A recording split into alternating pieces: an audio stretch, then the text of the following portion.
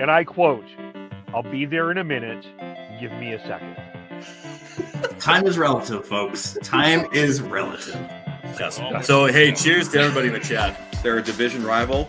I don't care how many wins they get. Screw them.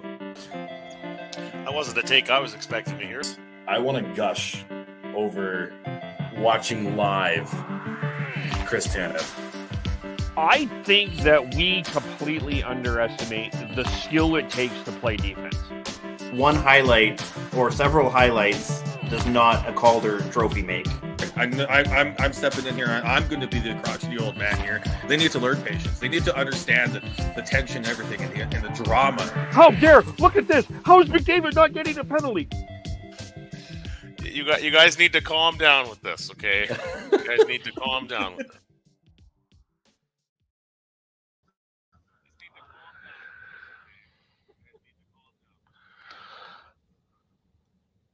Well, hello and welcome to the Shifts and Pucks news pack for Wednesday, January 18th.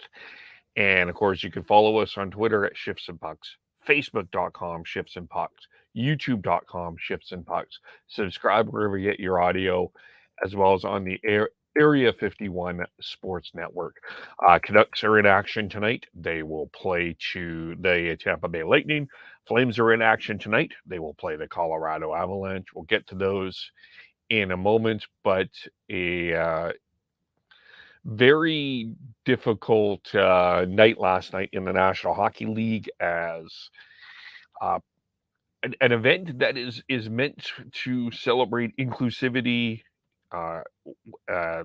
togetherness, and, a team-oriented event, which the Philadelphia Flyers did last night. It turned into a complete controversy and a very frustrating night for a lot of people, a very hurtful night, as Ivan Provorov decided to not take the warm-up wearing the Philadelphia Flyers warm-up skate pride jersey.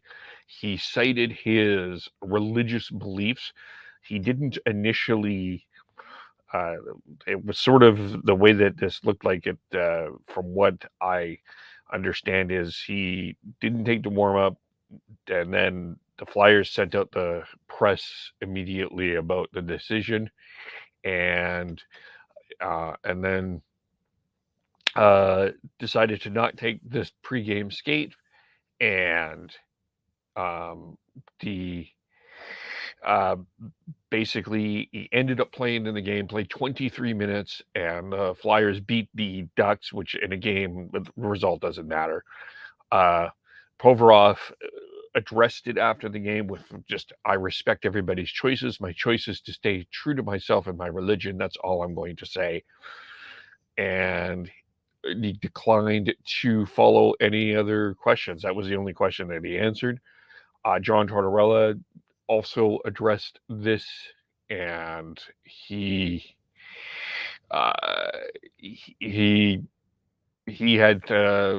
was asked if he was going to. He basically said the same thing. He was true to himself and his religion. It's the one thing I respect about Provi. He's always true to himself, and so and a lot of people asked if Provorov, there was a consideration from the Flyers to scratch Ivan Provorov. That was not in the case, and obviously when you play a guy 23 minutes, the plan is to play him. And it was a pretty hurtful night for the LGBT community, as again just felt like and a lot of positive happened here there's a lot of positive things that the players are doing for sure. And Scott Laughton, James Van Riemsdyk, you may have seen those pictures on Twitter, talking bringing in non-binary youth into their dressing room to play the game, or to just on this day. And Laughton and Van Riemsdyk have done a lot of work, and that's come out. And the Flyers have done a lot of work as well. That has come out about their initiatives in this, but as a teammate, and a teammate, by the way, that wears a letter in Provorov. This is a very, I think it's a very hurtful decision, and very unfortunate, and lots to talk about what is positive, about the positive stuff that has come out with that. And I think that that's important. And, some of the tweets, include,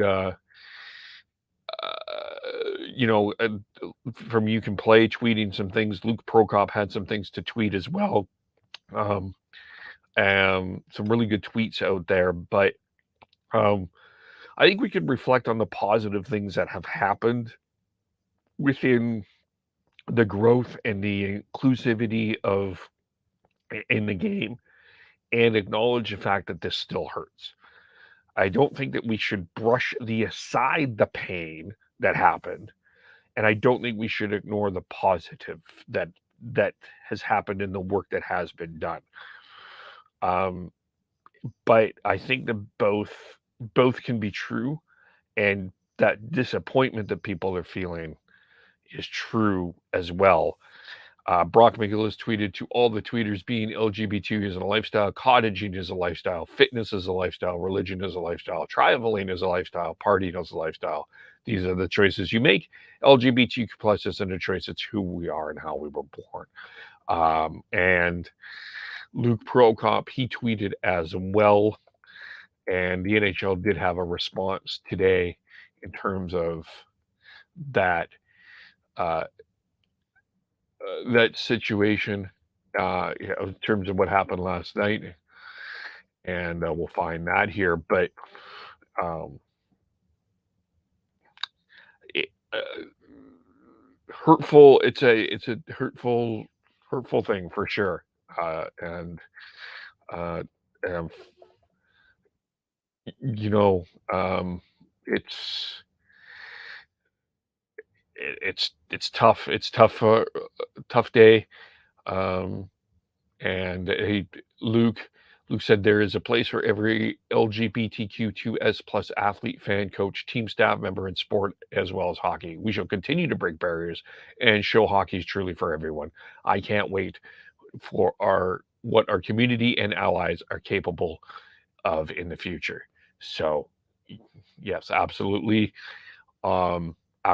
There, good, very well said. And the NHL, they released a statement this morning as well, and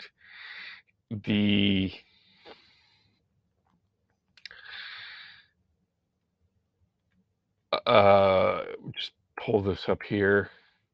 This is from the NHL. The statement they made this morning around 8:30 our time here in the West Coast. Hockey is for everyone is the umbrella invitation under which the league encourages clubs to celebrate the diversity that exists in their respective markets and to work to achieve more welcoming and inclusive environments for all fans. Clubs decide whom to celebrate, when and how, with league council and support.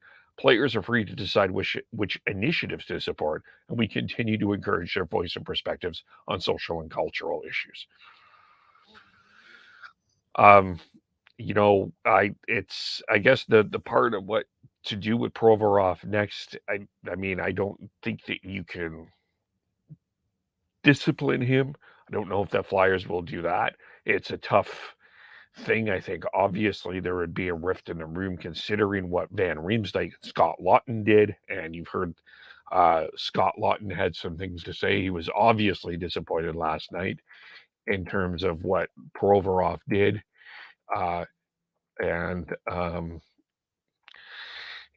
So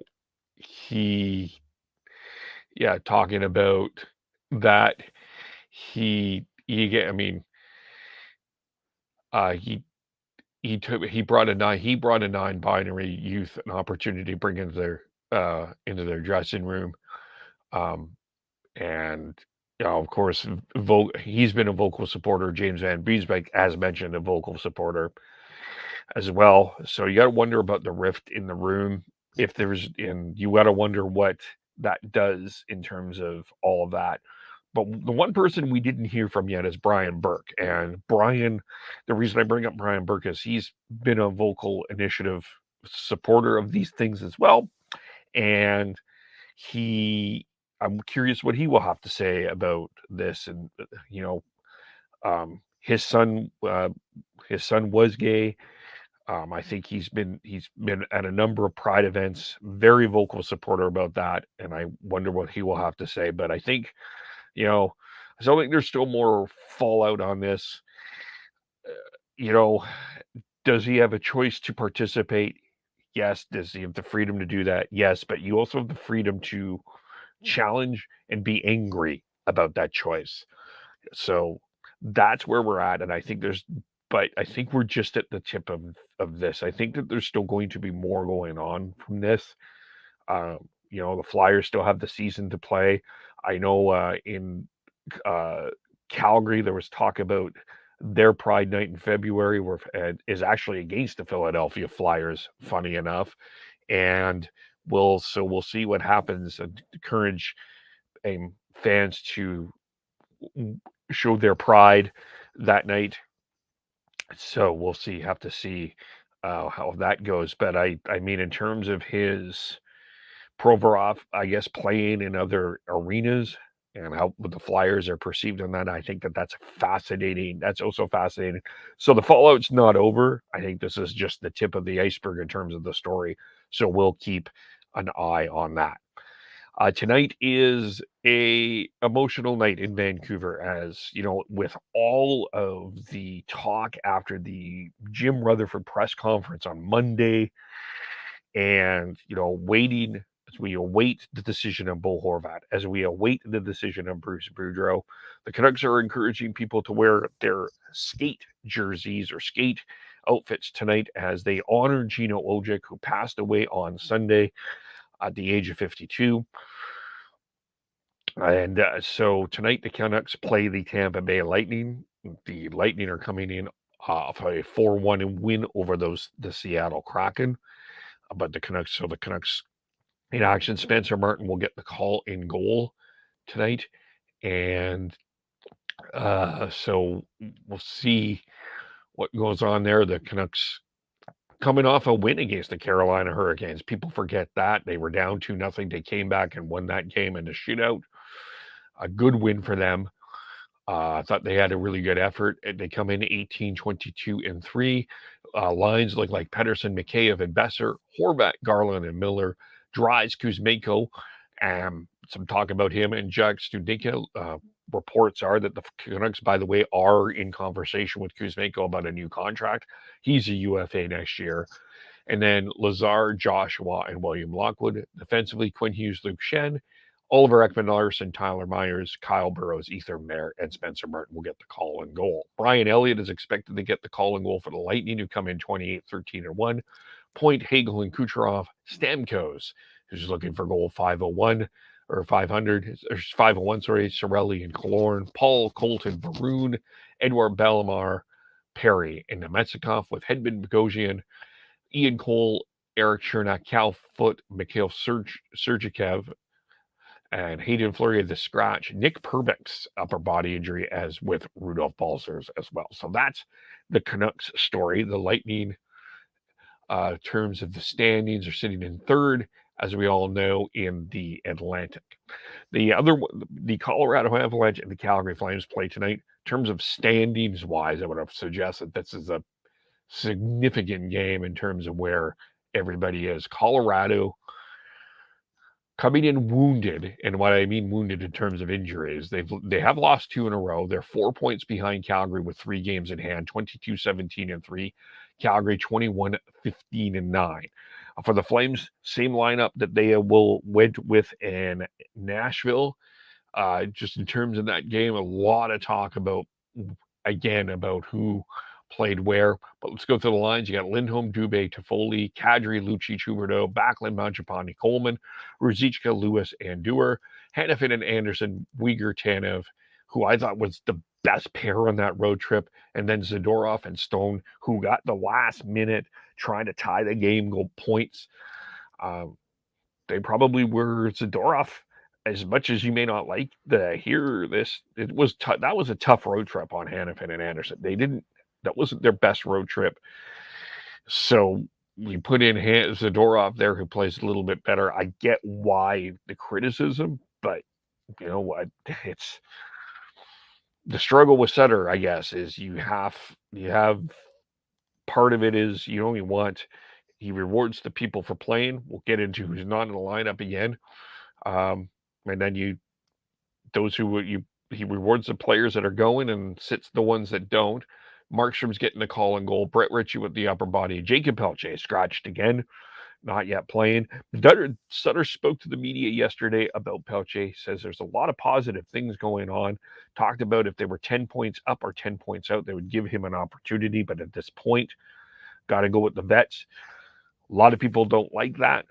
But I think that the other side of this, just to add to the complexity of this conversation, is Sutter is watching practice habits. And as a young player, that's something that he values. You're not going to throw him in a top 6 role. I know that there's other teams doing this. I mean, I look at the Oilers as an example with Philip Broberg, and all the talk about them wanting a left-handed shot defenseman. And from a cap perspective, you want to see how Philip Broberg works. I think from the Flames perspective, you want to see what Pelche can do, or a Phillips, before you go out and get that other top 6 winger. But Sutter I don't agree with it, but Sutter's not giving him that chance yet. Maybe we'll see it. Maybe we won't. Be hard to say. But we're still waiting on what Jacob Pelche played in that lineup. We also have for the Avalanche 22-17-3, and Alexander Georgiev starts in goal. Here they're going with an 11-7, and Francois the backup. Cale Makar not in the lineup. That joins Gabriel Landeskog, Bowen Byram, Josh Manson, Dennis Malgin, Darren Helm. A lot of injuries in Colorado. So good opportunity from the Flames in terms of an opportunity to win a game against a really tough team. But got to play it. You got to get the win here. Nathan McKinnon between Arturi Lehkonen and Evan Rodriguez. JT Compher, Valerie Nikushkin, Mikko Rantanen, Alex Newhook, Logan O'Connor, Andrew Cogliano. Watch that line. I really like that line. Logan O'Connor, and a guy not a lot of people talk about. Newhook coming up as well. Cogliano, a veteran. And then you've got Bildy and Ben Myers. And then on defense, you've got Devon Tays with Eric Johnson, Andreas England with Samuel Girard, Curtis McDermott, Brad Hunt, and Jacob McDonald as 7 defensemen. So they're going with an 11-7. Colorado is. And, I think that one of the things that people are automatically concluding is Colorado will be one of the teams in the playoffs. And the Flames want to get in this. This is a game that they're going to need to get, because you look at the games yesterday. The Oilers got Evander Kane back last night, and they beat the Kraken 5-2.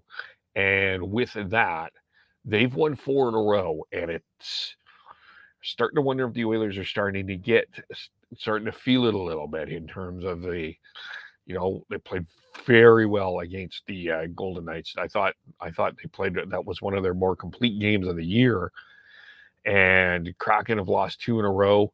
The Oilers have closed that gap, although the Kraken have 2 games in hand. They're 3 points behind Seattle, Los Angeles. They have that first wild card spot. So if you're Calgary, you want to keep going here. And if you're Colorado, you want to get back into that. So in terms of the divisional stuff, that's what's going on there. Let's look at the 4 other games going on in the National Hockey League today. And we'll start in Ottawa, Pittsburgh and Ottawa. You've got Casey DeSmith that's get the call in from the 22-15-6 Penguins, who are sitting in the second wild card spot in the Eastern Conference against Ottawa, who are 9 points out. Is Ottawa one of the more disappointing teams of the year in terms of what we were expecting Ottawa to compete for a playoff spot? They're getting Tim Stützle back. They're getting Josh Norris back.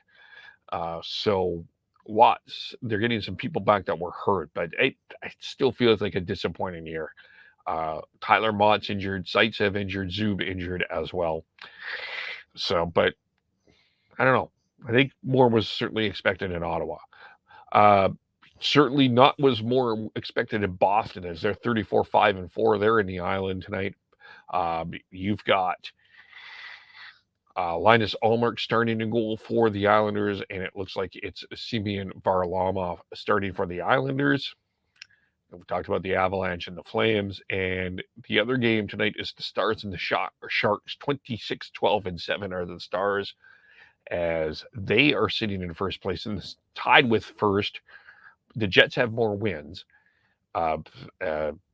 here, but in terms of regulation wins, the Stars have more wins, 23-22, but they're tied with 59 points. And Dallas will start Jake Ottinger. Winnipeg or San Jose will start James Reimer. So those are the games tonight in the NHL. AHL action as well. We'll look at that here as we look at the schedule for the AHL. Here, as there are games going on, there is a chunk of games. We got Las Vegas and Cleveland, Toronto and Belleville, Laval and Rochester, Syracuse and Wilkes-Barre, Chicago, Manitoba, Springfield taking on Milwaukee, Grand Rapids taking on Rockford, Ontario taking on Colorado, San Diego taking on Bakersfield and Calgary taking on the Abbotsford Canucks tonight. In terms of standings in that game, we'll have a look here as the Wranglers 24-10-1, 49 points. Second in the Pacific, Abbotsford 22-11-1, 46 points. Third. So preferable 4-point game in Abbotsford tonight. And in terms of WHL action, you've got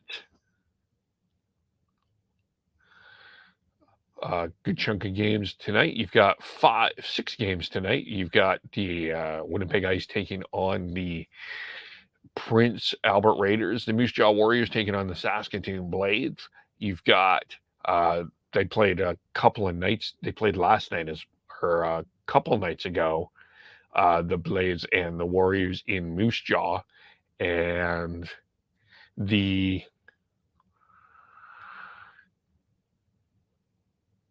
was it last night? Yes, it was last night they played, and Moose Jaw won 3-1. So a rematch tonight, and then we got Prince George taking on the Hitmen, Lethbridge taking on the Everett Silvertips, Winnipeg and Prince Albert, Moose Jaw and Saskatoon, Medicine Hat and Swift Current, Victoria taking on Tri-City Americans. And then on Friday, just a reminder, we have the Prospects game at the Langley Events Center, and it's sold out. Langley Events Center as well. That's an opportunity as to watch another Connor Bedard in a national spotlight game, though you should be watching your junior games, by the way, as well, if you can. We'll leave the news there. You can follow us all individually on Twitter. We'll be back on Sunday for a podcast. Sean, Beardy Canuck 03, Tyler, TNOBLE, Chris Schneid's, SCHNEIDZ, Devin Gordhouse 09. I am KEVOLE, Shifts and Pucks on Facebook, YouTube, Twitter, Twitch. Subscribe wherever you get your audio, as well as on the Area 51 Sports Network. Thank you for watching. Thank you for listening. We will talk to you all very soon. Bye for now.